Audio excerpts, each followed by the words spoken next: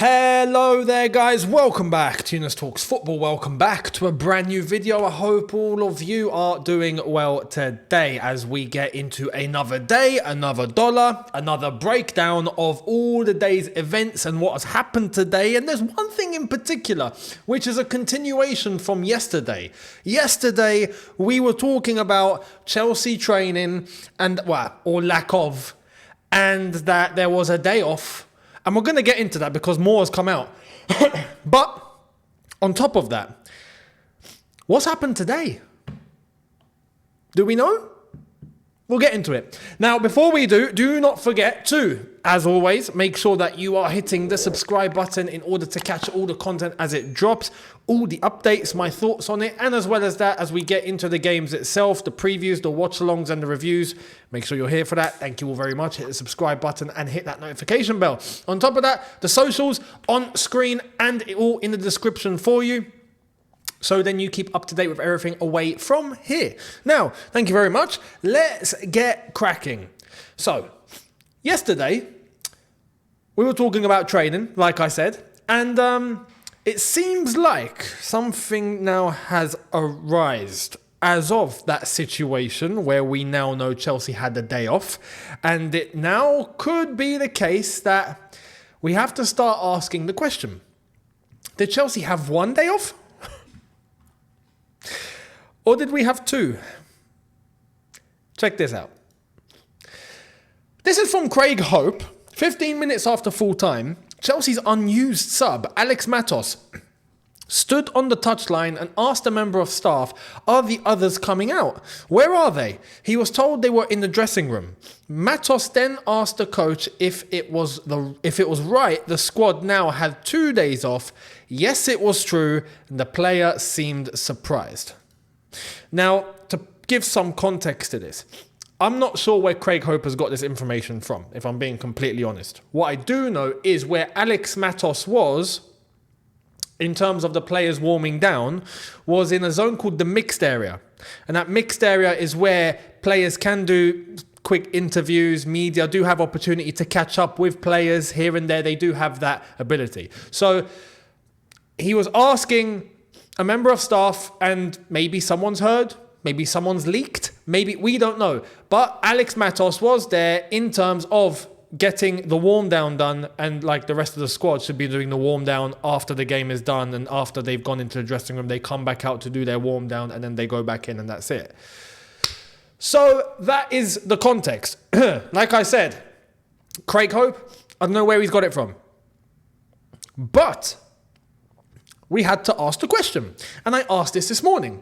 On Twitter, on X, I asked, are we having 2 days off? I guess we'll wait and see. We'll wait for the day to end and then we'll see what happens, right? Well, the day is ending and I've seen and heard absolutely nothing to do with training at Cobham. Nothing. But what I am going to say is this. If Chelsea have had 2 days off, because yesterday was taking the mick in itself. 2 days off, this is delusional. We've lost our marbles. 2 days off after a performance like that. 2 days off. And there's gonna be some people, and I want to address this. There's gonna be some people that say, no, but Younes, no, but look, right? They came back from international break, right? They've played one game. We've got to give them rest. We have to give them all the rest that they need. That way, next weekend, because we don't play 2 games a week anymore. We play 1 game a week. But when we're going to get to that game, everyone's going to be 100%, right? People forgetting, because I want to address this point. It's important. People automatically assume that coming to Cobham means that you're going to run 20 kilometers. Coming to Cobham means that you're going to be put through the paces. Coming to Cobham means that you're going to be training absolutely ruthlessly to the point where you can't stand anymore. No. Has anyone heard of recovery? Has anyone heard of going into the video room? There are things to do at Cobham despite just going and doing the drills and running. I understand players just play the game. I don't expect players to come to training the day after a game and be put through their paces. That's not the right thing to do. You focus on light training and recovery. There are exercises and things to do to aid your recovery and speed up your recovery, things that you can do. But I would, after a result like that, I would bring everyone to Cobham. You're not having the day off at home. You're coming to Cobham and you're going to do your recovery here, and we've got some things to talk to you about. Simple. What I would do to hold the discipline, which is what I've been stressing about since that Newcastle defeat, the discipline is just looking like it's out the window, and we've got another example coming up of that, is to bring the players into the building. Don't make them run laps and whatnot. You're just doing them. You're doing more damage, right? But you're all going to be in the building. You're all going to be in the environment where you can focus together and think and perceive what went down yesterday. On top of that, focus on the recovery. Make sure that the recovery goes well. And once that's done, because that's not going to take all day, everyone into the video room. Everyone into the video room, and we're going to talk about this now. We're not waiting. What went wrong, how it went wrong, and I'm going to start grilling some players. But everyone is going to be here for it. No one's staying at home. That's how you instill discipline. Instead, we gave them 2 days off. 2, not 1, 2. Bonkers. Absolutely bonkers. It's crazy. A result like that, 2 days off, is wild. Now, we've got confirmation of all of this, so let's get into it. In terms of yesterday, it's true, the Chelsea players had a day off today. There was some internal confusion as to why Poch said what he said, but the players weren't in and enjoyed their day off. On top of that, we have Simon Phillips, who's come out quoting Nizar Kinsella, saying the Chelsea players were allowed their time off on Sunday, with Mauricio Pochettino having only raised the idea of an early return to training as a possibility. I have to stress this now. Can we not lie? Please. The one thing that we can't have here is lying. How? It's easy. Let's see what Poch said himself. Let's go to what Poch said out of his own mouth. Here it is. Him confirming the players will have no time off training immediately after the game. It is a young team. They need this type of situation to realise we will go to the hotel, then train early tomorrow. No time off. You cannot get more clear than that. There's no possibility in that statement. So can we not lie? He said, and this is why there's a gripe at the moment. He said publicly, he didn't have to. If it wasn't going to happen, he didn't have to say this. This is why I'm confused and many people are thinking, what's going on? He did not have to say this publicly. If he had kept his mouth shut and didn't entertain this idea, and then they don't come in for training the next day, no one would have batted an eye. But he says one thing publicly with such a strong statement and then does the complete opposite the very next day. And everyone gets not 1 day off, but 2 days off. What? So what is going on? This is now where we have to ask, what is going on? And it just stems because the performance that we saw on the pitch against Newcastle that day was, as I said, a complete lack of discipline. No discipline, no mentality whatsoever. But when we're seeing the manager do this, I have to ask the question like I did yesterday. Why? I'm hearing some people say, no, but Younes, Pochettino was just angry in the moment. He said it in the moment. He had a bit of anger. He said it in the moment. He didn't mean it. And that's it. Respectfully, if that is the case, and he can't control his emotion publicly, he shouldn't be manager of Chelsea Football Club. And I don't think that is the case. This is why I'm asking the questions. I don't see Pochettino as that guy. Pochettino seems like a very calm and collected guy. I don't see him saying nonsense out of anger publicly and then going back on his words 2 minutes later. He doesn't seem like that kind of guy. And if he is, then he doesn't belong as a manager of Chelsea Football Club. I'm just going to say it off the bat. Because you can't control your emotions, then sorry, you don't have a place here. To be a manager of an elite club, do you understand what it takes?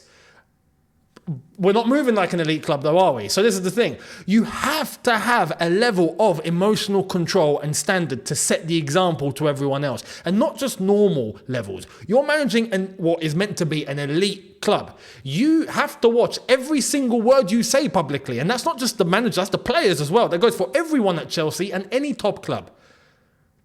So I don't buy that excuse. And I don't think that's the case. I look at Pochettino and I think, nah, he's not stupid. He's not dumb. He's not a dumb guy. He's not a dumb guy. I refuse to believe that is the reason. Oh, he lost his word. He lost his anger. He said it out of anger. And no, I think that's complete rubbish. It has to be. But like I said, if it's not, and he actually said that out of anger, right, in the moment, publicly, respectfully, we are not in the hands of someone that is holding things in a stable manner. This is going to go left. So, what way is it? We don't know. So we got to just entertain it and see exactly what happens later on. Now, Pochettino did say something, apparently, that Nizar Kinsella has given us the lowdown on. So let's get into it. Pochettino feels Chelsea's squad is too soft. His feeling is they continue to ignore his advice about being more competitive, meaning players must be willing to make contact with either the ball or opposing players in duels, be ready to use the dark arts and really strive for victories. I remember a few games ago when I said that players were looking soft. Do you remember when I said, they're a bunch of sponges? Do you remember when I said that? It's funny, some people came at me because of that. It's clear to see, it doesn't take a rocket scientist. But it's not about that. It's the inconsistencies. How can you put a performance like we did against Brentford? Move on a little bit. It gets to Arsenal. We throw it away in the end, despite the good first half. Tottenham, we just pick up the result because it all fell in our favour. Then we put in a performance like we do against Manchester City, which is everything that we've been asking for. Finally, have we woken up? Is it looking good? Is it finally moving in the direction that we want? We start asking these questions because now we have the confirmation. We've seen it in front of our eyes. It's there. And then we put on the performance against Newcastle. And I'm like, this is not the same team. What's going on? But against Newcastle, it's absolutely correct. We were soft, but we were soft as a result of not being exactly hard up here. It wasn't a softness of physical softness. It wasn't a case of, I'm a bit worried of going in and getting hurt. It was a mental collapse and zero discipline, like I said. No fortitude, no direction, nothing.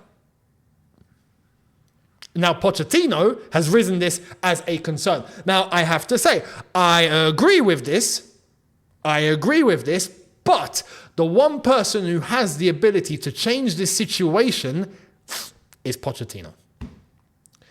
It's your job to get the competitiveness out of them now. I also have to stress, and this is part of the problem, and this is what I alluded to yesterday, we haven't got anyone to set the example. So even for Pochettino and for any manager, this is going to be a job that is going to take, I don't know, you might have to call Sir Alex Ferguson in his prime, not even now, in his prime, and give him a phone call and go, hello, is this 1998 Sir Alex Ferguson or 99? I'm going to need you to come and help me out here, mate. I've got a job. Like, this is what it's going to take. But unfortunately, and there's this to entertain as well, players nowadays are not as adaptable to, I don't want to say criticism. That's not the right word. Players are not as hard as they used to be, basically, if we just sum it up. They can't take it. They are soft. But there's a certain level that you just have to hit. If you want to win, if you want to succeed, you just have to hit it, right? And the players that we have in this team at the moment, as a collective, as a squad, does not have anyone that is going to lead by example. In fact, we got Reece James throwing games away in the way that he did. He's meant to be the club captain. So this stresses everything that I'm trying to say here. We ain't got 3 or 4 lads that everyone can look at and go, whoa, they're setting the example. That's them. We ain't got that. Now, like I said yesterday, we have a chance to reverse that in future windows. Now, I'll get to the January window in a little bit because we've got news in relation to that. But Pochettino, it's going to be your job. Unfortunately, it's going to be your job to get this team to be competitive and get them, I don't know, light a fire up their backsides or do something. I don't know, do something. If not, like I said before, and I don't necessarily think this is the correct way to go, but it's going to be Pochettino's job on the line. It just is. You could argue he's been set up to fail by the strategy that upstairs have taken, and I completely agree with that. Who's going to pay the price for that, though? It's Pochettino. So we have to be realistic here. And for his sake, he needs to find a way to get a spark lit up all of these players' backsides, like I've said. Has to be done. And get them to a level of mental fortitude and discipline and resolve where they are just going to remain consistent in the amount of work and execution they put in. They have to. They're not doing that at the moment. It's evident. Where have you seen... I've seen some people go, no, but they will be all right, don't worry. Not even that they will. They are. There's some fans and some people that actually reckon, no, they're putting everything that they can in already. They are. Where have you seen people put everything that they can possibly put in and fail? And by fail, I mean 10th in the table, probably heading lower, going to be on par with last season. No. If you're a strong team and you've got ability like we know that we have, and you put in every single bit of blood, sweat and tears that you know you can put in like we used to, right? You don't end up 10th. You just don't. We're slacking. We are slacking. And the performances on the pitch speak for itself. We are so inconsistent, it's ridiculous. I've never seen a team this inconsistent. It's scary.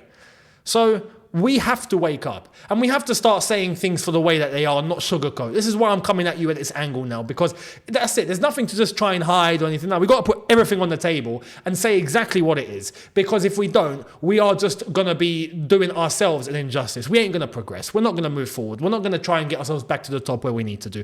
We are going to be completely honest of this situation. We have to be if we want to get back to where we belong. It's as simple as that. And people need to understand that. So don't shy away from exactly what the case is now. It's as simple as that. We have to say it. And if the players can't take that, then respectfully, they don't belong at this level. This is what I'm saying now. They need to develop a mentality and a level of discipline that is going to be at a certain level. They have to. If they dip, they're not going to succeed. It's as simple as that. So we have to acknowledge that point as a collective. So let's see. Now, talking about the transfers, because there is news in relation to the January market and what is going on. I'll speed through this and we'll analyse. Here it is. It's important to reiterate that Napoli insist they don't want to sell Victor Osimhen in the middle of the season. For the summer, anything can happen, but it isn't being decided now for sure. That is from Fabrizio Romano. We've had an update from Fraser Fletcher about Osimhen saying this: Arsenal have added Victor Osimhen to their list of potential targets this summer. Sources also state that 2 other elite clubs are monitoring his situation. Osimhen is Chelsea's number 1 target for the striker role. So Arsenal are in the conversation now, apparently. I'm not surprised, but at the same time, please, Arsenal, just go for Ivan Toney. We're not going to go for him. Can you just go and get Ivan Toney? Let us go and get Victor Osimhen. I don't want any crazy amount of competition for one signing like this, because we absolutely do need this sort of signing, don't we? And I'm gonna get to the point of exactly what Chelsea need and what we've actually got to do in order to change the strategy, which is what I alluded to yesterday. How Chelsea should change their strategy to bring a level of success. That has to be, not level of success, I don't mean go out and win the Premier League title, it's not going to happen, but to respectfully put our season back on track needs to happen. So let's get into what the latest is in relation to January. This has come from Matt Law. Chelsea are planning to streamline January transfer business to avoid dropping Pochettino in the same hole they left Potter. On top of this, Telegraph Sport understands that Chelsea are looking at making 2 or 3 first-team signings in the January transfer window to boost head coach Mauricio Pochettino's squad. This is more of the confirmation. Looking at making 2 or 3 first-team signings in the winter transfer window to boost head coach Mauricio Pochettino's squad, but the club want to offset any signings with at least the same number of departures so that Pochettino's squad does not grow out of control. I'm on board with that. But, this is where we talk about strategy. But, we've got to change a few things. I understand about trying to protect the wage bill. And I feel like Chelsea have done that now. If I'm not mistaken, in terms of the numbers, I think we have removed, is it £80,000 a week average? I think that we have knocked off our wage bill now. I think it's gone from 200k to 120k average. So, fine. They've done that. Cool. And I understand they want to get players in a certain bracket. But listen, if you're going to go and get players, which I believe now the strategy needs to be, for January, it's going to be difficult, but we're in this situation. We've made our bed. We got to lie in it. We need to go after 2 or 3 players that are going to transform this team now. that have that winning mentality, that have that experience, that have that ability, that are winners elsewhere, that can come in and set the example. We need to. If we go out and get another bunch of 21-year-olds, there's no point to getting anybody. I'm going to say that now. And as a consequence, if you're going to go for those players that do have that resolve and experience and ability and, let's say, age as well, I expect us to go after some 26, 27, 28-year-olds, right? Minimum. Because we need some level of example in this team now.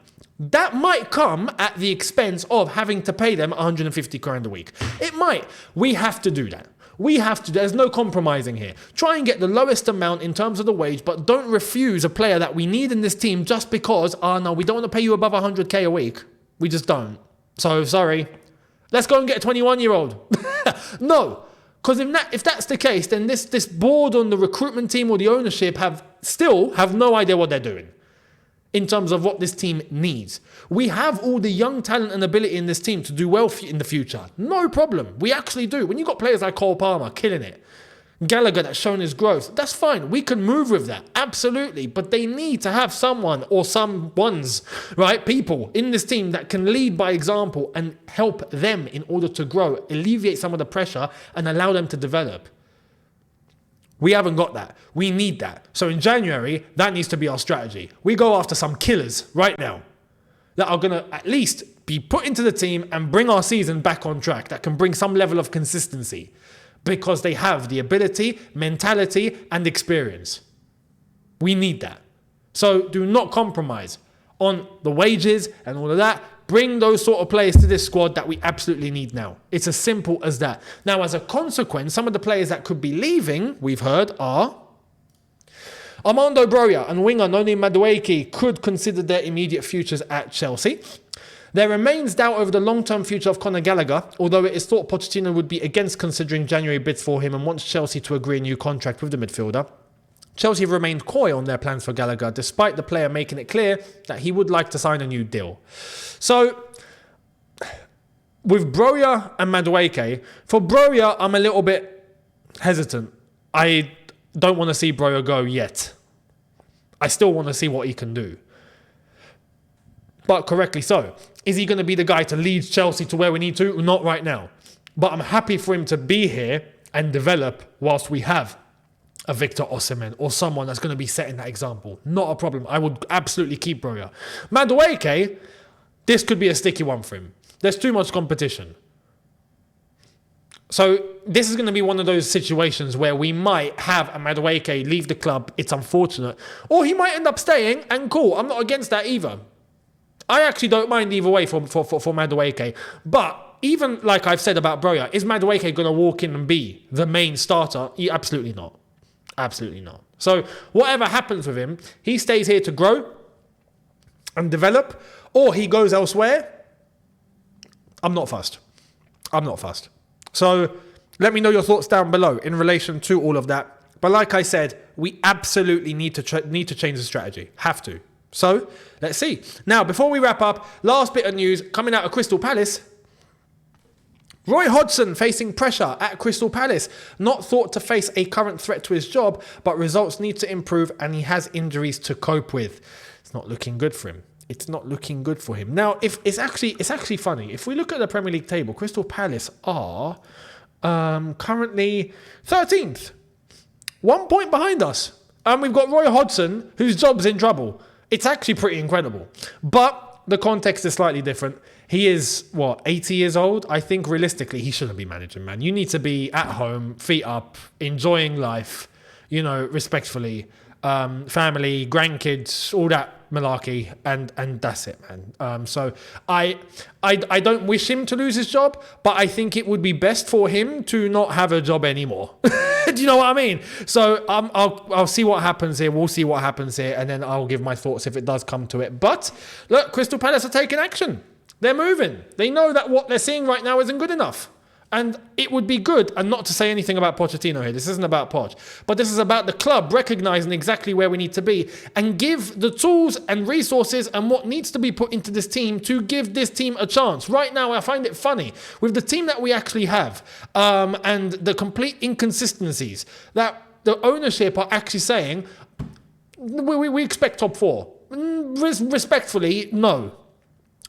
I think we should be going for top 4. Absolutely. But when I look at what we actually have in terms of the inconsistencies, we ain't getting there. So like I said, we have a chance to re-strategize and change the strategy. And this January, maybe inject something that is going to help right now, because that is what it's going to take. If not, you can forget European football, possibly even top half of the table. That's where we're heading right now. Because there's no discipline or mentality in this squad at all. We've got ability. We absolutely do have ability. I think these players are good. They're not rubbish to the point where they can't play ball. No, the City performance and some other performances have proven that. But they're so inconsistent and they haven't got anything up here. So we got to try and bring this team back to a certain level in terms of mentality. Let me know your thoughts down below. Much appreciated, and I will see all of you tomorrow for a brand new one. So thank you all so much for watching. Do not forget to hit the subscribe button, as always, to catch all the content as it drops. Notification bell on here as well. Much appreciated. Socials on screen and in the description. Thank you all very much, and I will see all of you tomorrow for a brand new one. Have a good one, people. I'll see you lot then. Take care, and peace.